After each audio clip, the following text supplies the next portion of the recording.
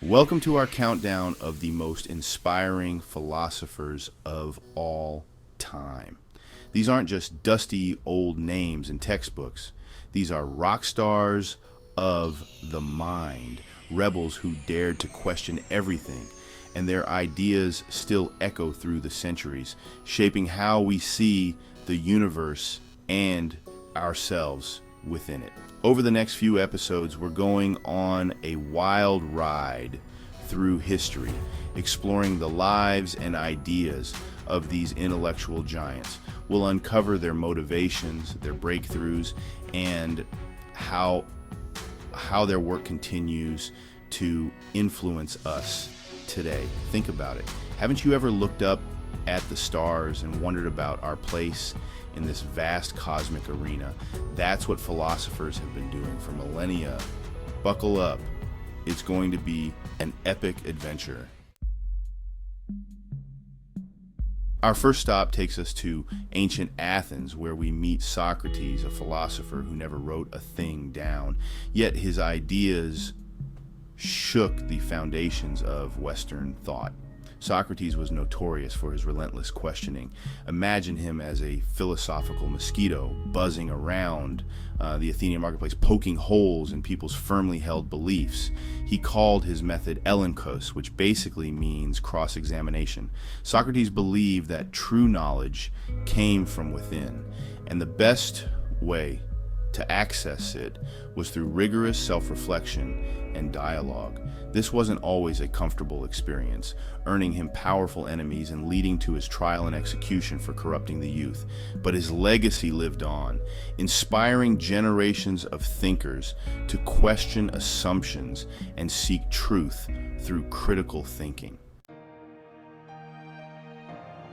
We journey into the realm of ideas with Plato, Socrates' famous student.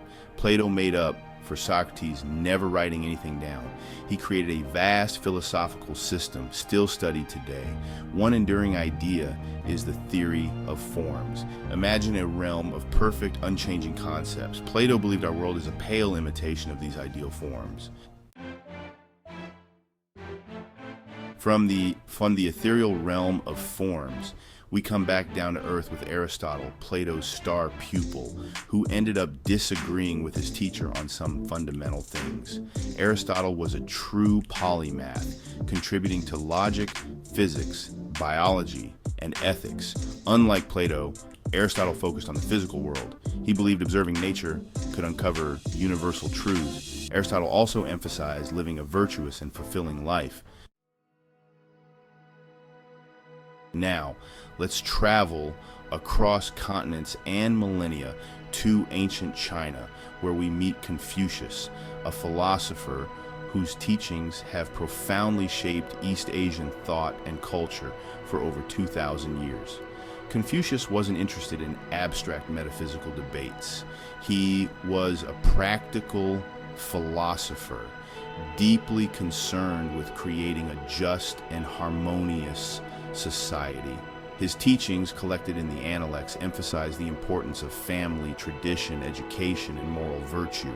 For Confucius, the key to a harmonious society lay in cultivating Ren, often translated as benevolence, humaneness, or goodness.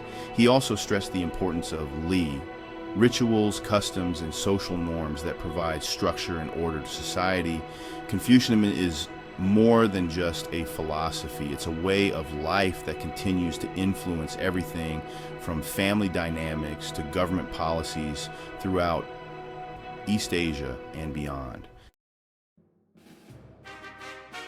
Hold on to your hats, because we're jumping ahead a couple of millennia to 18th century Prussia, where we meet Immanuel Kant, a philosopher who liked his daily routine, so precisely timed that neighbors could set their clocks by his walks.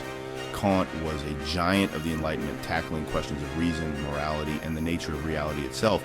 He's probably best known for his work on ethics, particularly the concept of the categorical imperative. Imagine a moral law so fundamental, so universally binding, that it applies to everyone, everywhere, no matter what. One way to formulate it is act only according to that maxim, whereby you can, at the same time, will that it should become a universal law. Kant's ideas had a profound impact on Western philosophy, influencing everything from political theory to art and literature. Get ready for a philosophical earthquake, because next up is Friedrich Nietzsche, who famously declared God is dead. He wasn't advocating for atheism. He pointed out that traditional foundations of morality were crumbling. He saw this crisis as an opportunity, a chance to forge new values, urging us to live life on our own terms.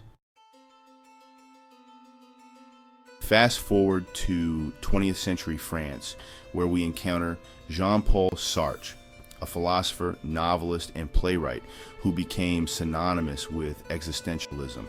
Now, existentialism might sound like a mouthful, but at its core, it's about individual freedom and responsibility in a seemingly absurd and meaningless world.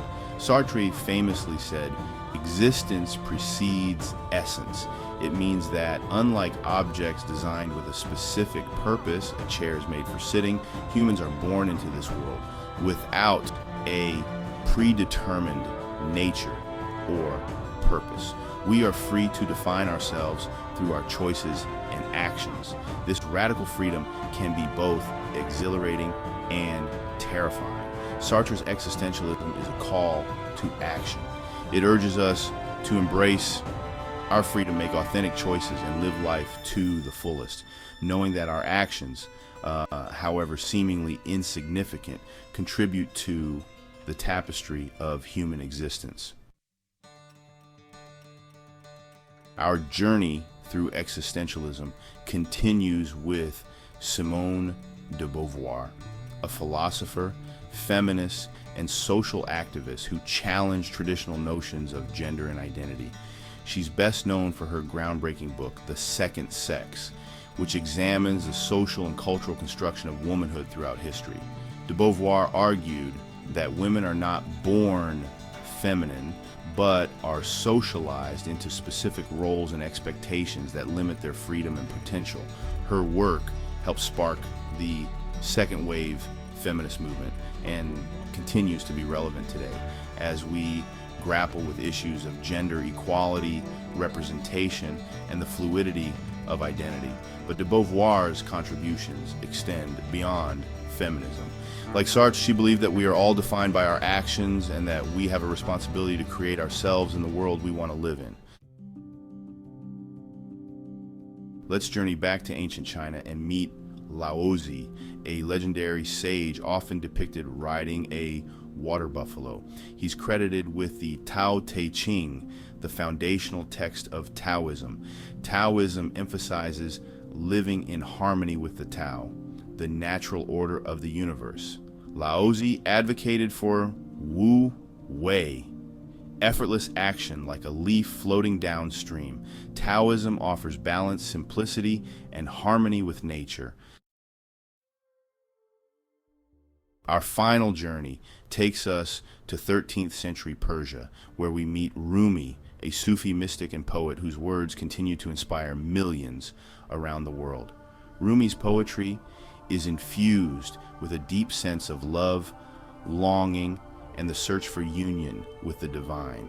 Sufism is a mystical branch of Islam that emphasizes a direct and personal experience of God. Rumi's poetry expresses this mystical journey using metaphors of love, music, and dance to convey the soul's yearning to transcend its earthly limitations and merge with the divine beloved. His poems are filled with ecstatic imagery, swirling dervishes, and the intoxicating scent of roses. Rumi's message transcends religious boundaries, speaking to the universal human longing for connection, meaning, and a love that knows no bounds. Thanks for joining us on this whirlwind journey through the minds of some of history's most inspiring philosophers. We've just scratched the surface, folks. There's a whole universe of philosophical thought out there waiting to be explored. Remember, philosophy isn't just for stuffy academics. It's for anyone who's ever looked up at the stars and wondered about our place in the cosmos, anyone who's questioned the meaning of life or wrestled with a tough ethical dilemma.